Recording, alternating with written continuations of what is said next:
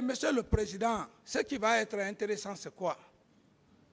C'est quand mon compagnon d'armes, le général Sekouba, va être là. Il est là, nous sommes là. Et je vais lui dire, mon général, pourquoi vous êtes parti à Massanta sans mon ordre de mission? Pourquoi à Massanta, M. Toumba dit que vos hommes étaient en mouvement? Pourquoi vous avez dit dans vos audios, vous avez cité vos amis d'enfance ici? Et une autre vidéo, vous vous rétractez.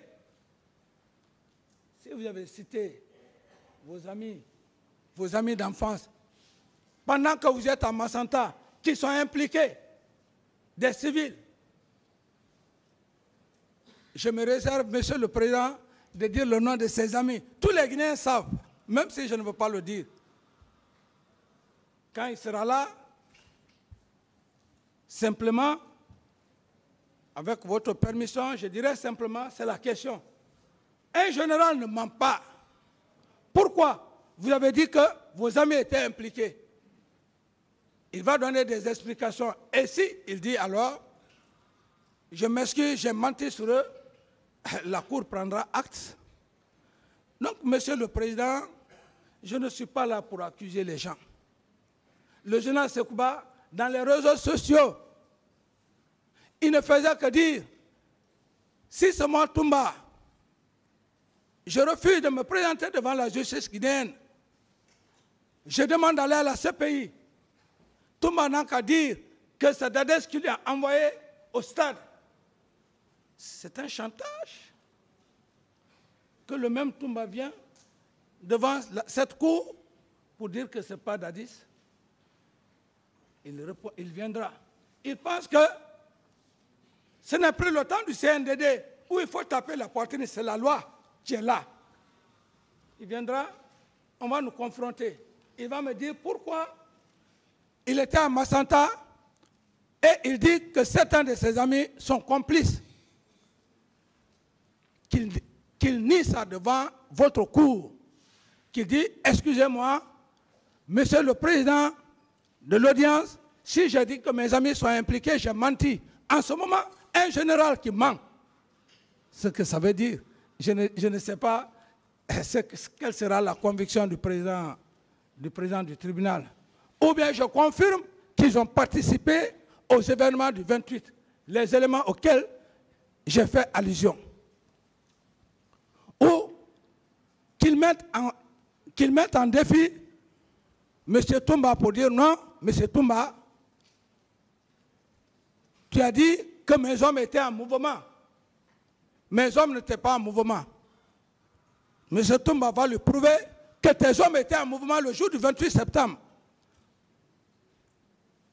Les coupables sont là et ils sont là assis sur leurs milliards. Ils font la belle vie.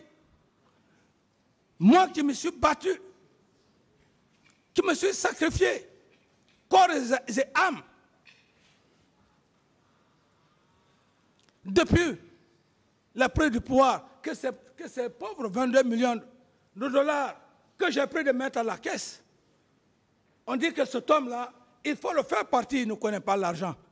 Alors cependant, je connais bien l'argent. Qui n'aime pas l'argent? Il n'y a pas cet être humain-là sur terre qui dit qu'il ne connaît pas l'argent. Même l'enfant, un nouveau-né, dès qu'il commence à ouvrir les yeux, tu mets un petit billet là-dedans, l'enfant va rire. Ce n'est pas le président Dadis qui ne connaît pas, le capitaine Dadis qui ne connaît pas l'argent. Le patriotisme, l'honnêteté, c'est ce qui m'a conduit, la confiance aveuglée portée à M. Toumba et au général Sekouba. Sinon, aujourd'hui, ce pays-là, et là, celui d'Alain aurait déjà fini son mandat, c'est 10 ans. Peut-être que ce serait une autre chose. Mais le péché, quand vous faites le péché de votre vivant, Dieu vous tape. C'est mon péché qui suit ces gens-là. C'est pourquoi les deux ne se sont pas compris. L'autre donne le pouvoir l'autre ne le reconnaît pas. Et l'autre aussi, il tire sur moi, il n'arrive pas à me tuer, il n'arrive pas à avoir le butin. C'est comme ça le travail de Dieu. Moi, je n'accuse pas. Tout ce que je dis là, c'est sur les faits. Sekouba a fait un harcèlement. Un harcèlement. Même ce brillant avocat qui a parlé de 9000 recrues, vous pensez qu'il a inventé? Il ne l'a pas inventé, Monsieur le Président. Ça, ce sont les propos, les dits de Sekouba. Il a raison. Il ne l'a pas inventé, mais que le général Sekouba vienne. Comment il a fait le recrutement? Comment il a eu un quota? Comment Toumba a eu un quota? Comment est-ce que quelqu'un qui est honnête, il va prendre 300 personnes dans son village, qu'on vienne s'arrêter ici, M. Toumba vient s'arrêter ici, cherche à te blanchir. Mais tu ne connais pas le général Sekouba plus que moi. Parce que j'ai partagé le pouvoir avec lui comme le plat qu'on mange. Tous les Guinéens ont vu ça. C'est ce qui m'a choqué. Sinon, s'il n'avait pas parlé, s'arrêter en train de défendre Sekouba, je n'allais jamais parler de M. Toumba. J'allais simplement dire, ok, ça va, le tribunal va faire le jugement. Mais le fait de s'arrêter ici, devant un tribunal criminel, en train de défendre le ministre de la Défense, qui m'a trahi, qui a trahi la nation, le jour des événements du 28 septembre, il prend son avion, il va à Massanta, et le professeur Alpha prend son avion, il va en France, pour attendre que la population se soulève, qu'il vienne se saisir du pouvoir. Ça ne suffit pas, ça ne marche pas. On le met dans le jeu, il tire sur moi, il me va au génie vivant. Au lieu de penser que Dieu est là, même penser, le jour où j'ai perdu ma mère, c'est lui qui m'a appelé. Il m'a appelé, il m'a dit, c'est Toumba. Il m'a adressé ses condoléances. Humainement, ok. Je viens encore, il surgit tout d'un seul coup devant moi. Vous êtes toujours mon président, quand je vois mon président, ok, tout ça, je ne rentrerai pas dans les détails. Mais qu'ils ne viennent pas ici, Monsieur le Président, défendre quelqu'un qui est indéfendable. Tu vas défendre c'est quoi ici? Tu vas dire que le recrutement, ça n'a pas été fait dans l'erreur de l'art, et toi-même tu dis que tu as eu un quota, Sekouba a eu un quota. N'est-il pas une complicité? Alors, Monsieur le Président, mes chers éminents magistrats, je termine en vous disant, comme je l'ai dit, j'attends que les deux causes accusées finissent. J'estime que vous allez plaider auprès du président du tribunal pour ma libération, parce que je n'ai rien fait. Je n'ai rien fait, je n'ai pas donné des ordres à qui que ce soit. Personne n'a dit mon nom aux yeux de la Guinée, aux yeux de toute l'humanité, de la communauté internationale, contrairement à ce qui s'était passé. Même, Monsieur le Président, mes chers éminents procureurs de la poursuite, je veux juste vous dire que dans l'ancien temps, bien avant la Révolution française, il y a eu beaucoup d'erreurs judiciaires. Je prie Dieu, que Dieu essaye de vous couvrir de sa grâce pour éviter ces erreurs judiciaires. Le cas de Dreyfus. Dreyfus n'a-t-il pas été condamné sans preuve? Après plus de 30 ans ou 20 ans, moi j'ai lu ce document, c'était dans les années, quand j'étais en fac, dans les années 80-81. Cette erreur judiciaire, après avoir fait plus de 30 ans. Alors, encore le cas de l'Essurc. L'Essurc le blanc. Un meurtre. Un blanc, un meurtre est allé tuer une personne. Parce qu'il est blanc, on prend l'Essurc. À l'époque, les preuves n'étaient pas là. C'était la grande narration, comme d'autres le font, en faisant. C'est pourquoi d'ailleurs, même le président est en train de canaliser les gens. Ici, on n'est pas là pour le théâtre, comme monsieur le président l'a dit. C'est un cas sérieux. On a perdu des êtres humains. Nous ne sommes pas là pour faire le théâtre, le cinéma, comme le président vient de nous dire. Je reviens sur le cas de l'Essurc. L'Essurc, ça c'est bien avant la Révolution française. On prend l'Essurc parce qu'il est blanc et l'Essurc, sachant qu'il n'avait plus les moyens, il devrait aller à la guillotine. Le seul mot que l'Essurc a dit, que vous me condamnez, je pars à la guillotine. Est-ce que l'Essurc est-il le seul blanc en Europe? C'est difficile votre travail, hein? Monsieur le Président, c'est extrêmement difficile. Mais malgré cela, et toujours sur le plan judiciaire, le président Dadis a quand même mis en place 2 commissions d'enquête. 2 commissions d'enquête, lesquelles résultaient d'une médiation qui avait été amorcée par le président Blaise Compaoré. Ces 2 commissions d'enquête, l'une était nationale, l'autre internationale, même si pour le parquet, la commission nationale d'enquête indépendante n'est rien pour lui. Mais il l'a dit sans indiquer en quoi cette commission n'est rien pour lui.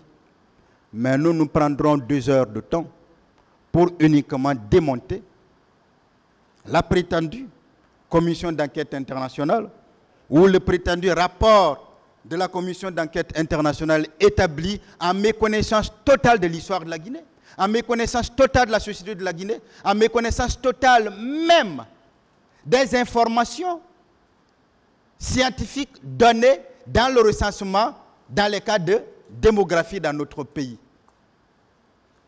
Une commission établie en un laps de temps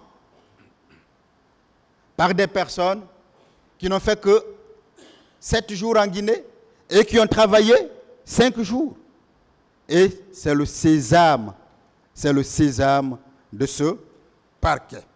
C'est le sésame de ce parquet. Alors, la Commission internationale d'enquête a travaillé.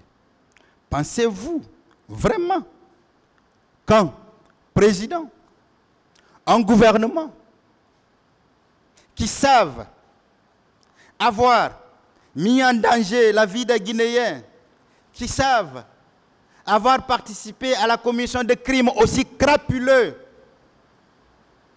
qui savent n'avoir aucun pouvoir pour contrôler une commission à l'international, pouvaient se permettre de mettre cela en place. On vous dira encore ici que le pays était obligé. Mais ce qui est dérangeant, c'est quand ça vient de gens qui veulent diriger un jour le pays, qui oublient totalement la notion de souveraineté et qui pensent qu'en fonction de leurs intérêts du temps, les règles doivent changer et doivent être établies en leur faveur, qui pensent que si ce ne sont pas eux qui sont là, la communauté internationale peut bien obliger le pays, qui pensent que si c'est eux, si ce sont eux qui sont là, la communauté internationale ne peut pas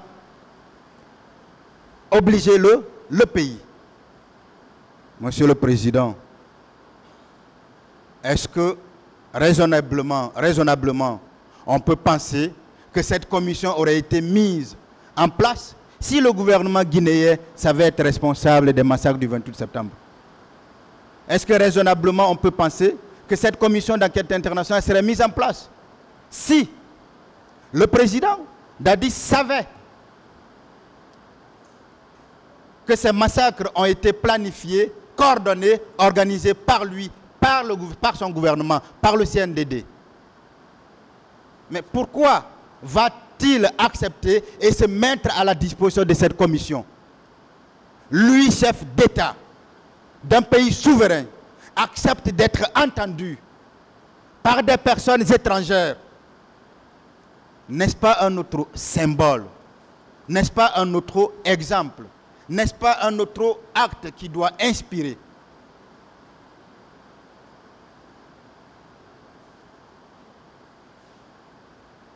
Mais lorsque ceux-là même qui ont déjà dirigé la Guinée ou qui veulent diriger encore la Guinée viennent vous dire que notre souveraineté ne veut rien dire, viennent vous dire que non, ils savaient avoir commis ces faits, mais ils étaient obligés de nous donner les moyens pour les coincer. Pourquoi on devrait croire? Pourtant, ces commissions-là, ces deux, ont bénéficié de tous les pouvoirs. Elles ont été investies de tous les pouvoirs. La commission d'enquête au niveau national a été investie de tous les pouvoirs de police et même de tous les pouvoirs d'instruction. Avant la mise en place de ces commissions,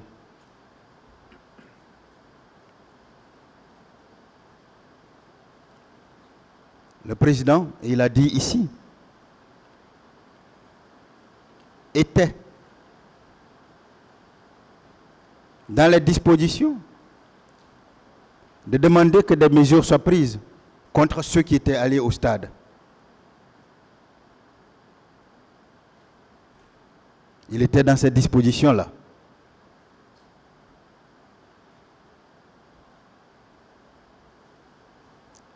Tous ceux qui étaient allés au stade et dont les noms lui ont été révélés, il était dans les dispositions de prendre des mesures contre eux. Mais en acceptant la médiation, il acceptait aussi les obligations liées à cette médiation. Parce que la première médiation qui a réuni Blaise, le médiateur, Blaise Compaoré, le CNDD et les partis politiques, avait été claire. Suspendre l'interpellation tant dans les camps civils que dans le camp militaire. Pourquoi le président Dadi devrait violer les engagements pris et signés par le CNDD? Pourquoi lui, le premier responsable, ne devrait pas respecter ces engagements-là?